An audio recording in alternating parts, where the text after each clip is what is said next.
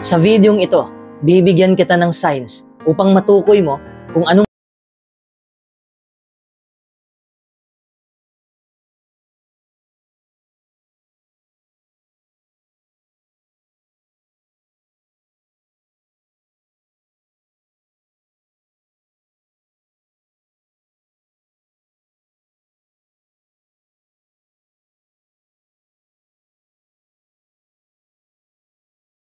ito para maparanoid ka, kundi para may malalaman ka. Kaya pag-uusapan natin ang 10 palatandaan na maaaring hindi sila mabuting tao gaya ng nakikita mo. Number 1, tanggap lang sila ng tanggap. Hindi sila nagbibigay. Hindi ibig sabihin na pera ang binibigay o tinatanggap. Ang ibig kong sabihin dito ay selfish na tao in general term. Halimbawa, may mga kaibigan tayo na puro lang sarili nila ang kanilang iniisip. Pero may pagkakaiba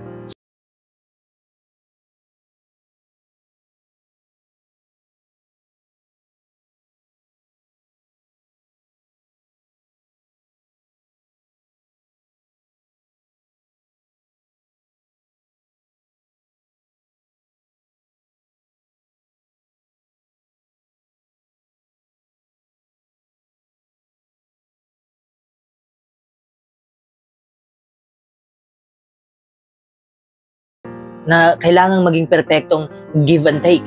Pero kung mapapansin mo na laging negatibo ang ipinapakita sa'yo ng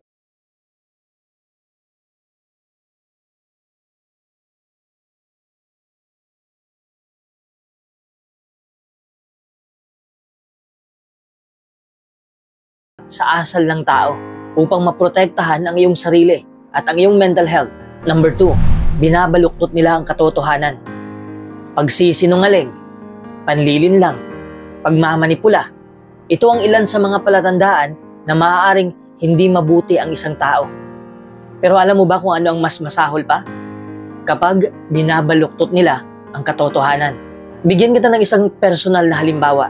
Meron akong kakilala na kapitbahay na bihasa sa ganito. Kukuha siya ng gamunggong katotohanan at paiikutin ito sa paraang magmumukha siyang biktima o magmumukha siyang bida. Depende sa sitwasyon. Minsan nga, nanghiram siya ng pera sa akin at hindi na nagbayad.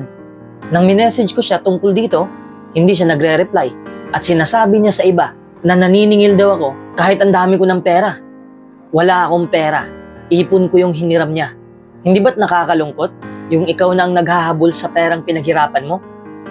Alam ko ng iba sa inyo na experience na ang ganitong pangyayari. Ang pagbaluktot ng katotohanan ay isa lamang ibang anyo ng pagsisinungaling at pagmamanipula. Ito ay isang banayad na paraan para sa mga taong toxic na umiwas sa responsibilidad at iwasan ang sisi. Ito ay isang malinaw na palatandaan na maaaring hindi mabuting tao ang kinakaharap mo. Number 3, wala silang empatya. Ang empatya ay ang kakayahang makaunawa at pagdamay sa iba kung negatibo ang sitwasyon nila. Ito ay isang mahalagang bahagi ng healthy social interaction. Pero guess what? Hindi lahat ay may empatya. Ang mga individual na kulang sa empatya ay madalas nahihirapang kumonekta sa iba. Maaaring hindi nila maintindihan kung bakit nagagalit ang isang tao o maaari nilang baliwalain ang damdamin ng iba. Kasi hindi mahalaga sa kanila ang damdamin ng ibang tao. Isang malaking kapintasan sa sarili ng isang tao ay kung wala siyang empatya. Kung palagi kang hindi pinapansin o kung ini-ignore ka ng isang tao, maaaring ito ay senyales na hindi sila mabuting tao. Isang mahalagang bahagi ng pagiging mabuting tao ay ang pag-iisip natin kung paano naapektuhan ng iba sa ating mga aksyon. Number 4, palagi silang nagpapakabiktima. Ang buhay ay puno ng mga pagsubok at tagumpay. Pero para sa ilang tao, tila palagi silang nasa malas na sitwasyon.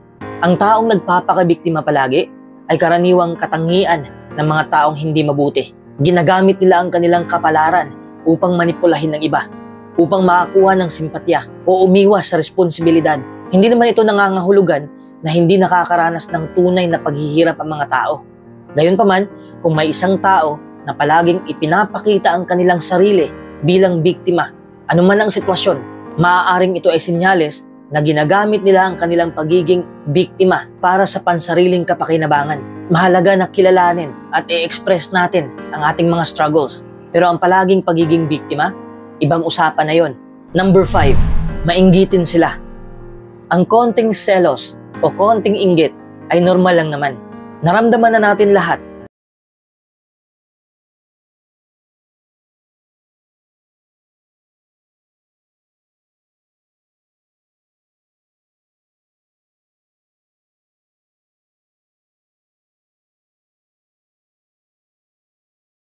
Kung anong meron sa kanila at nagagalit sila sa tagumpay ng iba. Sa halip na mag-focus sa kanilang sariling pag-unlad at kaligayahan, sila ay nalulumba.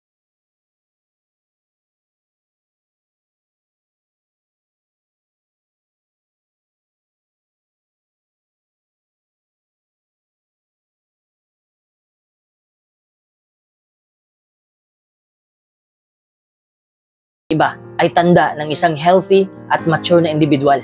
Kaya kung may isang tao na labis na naiinggit, mag-ingat ka. Number 6, hindi nila nire-respeto ang iyong boundaries. Ang paggalang sa boundaries ay isang pangunahing aspeto ng anumang relasyon. Maging ito man ay pagkakaibigan, romantikong relasyon, o professional na relasyon. Gayunpaman, hindi lahat ay nauunawaan ito. May mga tao talaga na didisturbuhin nila ang iyong personal space o baliwalain ang iyong damdamin at pangangailangan.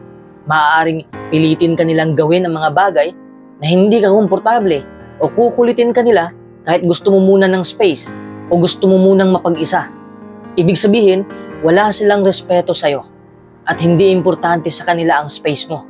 Kung makatagpo ka ng isang tao na hindi nire-respeto ang iyong boundaries, ito ay isang malinaw na senyales na maaaring hindi sila mabuting tao. Tandaan mo, ang isang mabuting tao ay nire-respeto ka. Nire-respeto ang space mo at ang iyong damdamin. Lumayo ka na sa mga taong ito. Madadagdagan lang ang stress mo kung kasama mo sila. Number 7, madali silang magalit. Lahat tayo ay nawawala ng pasensya paminsan-minsan. Ngunit may malaking pagkakaiba sa pagitan ng paminsan-minsan na pagkapikon at palaging umiinit ang ulo. Naaalala ko ang boss ko noon na palaging nagagalit sa pinakamaliit na bagay. Halimbawa, noong 5 minuto lang na nalate ang katrabaho ko, putak ng putak ang amo ko. Tapos may multa. Pero kapag overtime ang trabaho, tawa ng tawa kasi walang overtime pay. Hindi ba't napaka-unfair ng sitwasyon? May kakilala ka rin bang sobra kung magalit kahit sa maliliit na bagay? Ang mga taong madaling magalit ay madalas nahihirapan sa pagkukontrol sa kanilang sarili. Kung ang isang tao ay madalas magalit, lalo na sa maliliit na bagay, maaaring ito ay senyales na hindi siya kasing bait gaya ng iniisip mo. Number 8, ginagamit nila ang kanilang charm. Ang charm o alindog ay maaaring maging isang magandang katangian. Kapag charming ka, attractive kang tingnan, kaibig-ibig at masayang kasama. Pero minsan, ang sobrang kaakit-akit ay isa pa lang, red flag. Dahil sa alindog ng isang tao, hindi na natin nakikita ang kanilang tunay na ugali. Nabubulag tayo sa charm ng isang tao. Ginagamit nila ang kanilang alindog upang manipulahin ka. Maaari nilang gamitin ang kanilang alindog kapag may kailangan sila sa'yo. Tapos biglang makikita mo ang tunay nilang kulay kapag nakuha na nila ang kanilang gusto. Kung makatagpo ka ng isang tao na laging bida sa sitwasyon, laging tama ang sinasabi, at laging nakakakuha ng atensyon sa mga tao, mag-ingat ka sa taong yon. Ang kanilang alindog ay maaaring isang maskara para sa mas masamang katangian. Number 9, ayaw nilang tanggapin ang kanilang pagkakamali.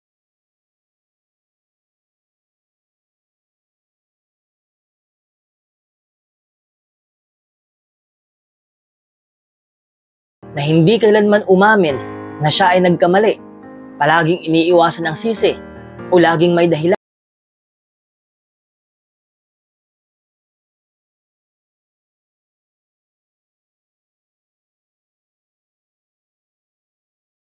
Isang mabuting tao ay nakakaunawa na hindi siya perpekto at handang tanggapin ang consequences ng kanyang mga pagkakamali.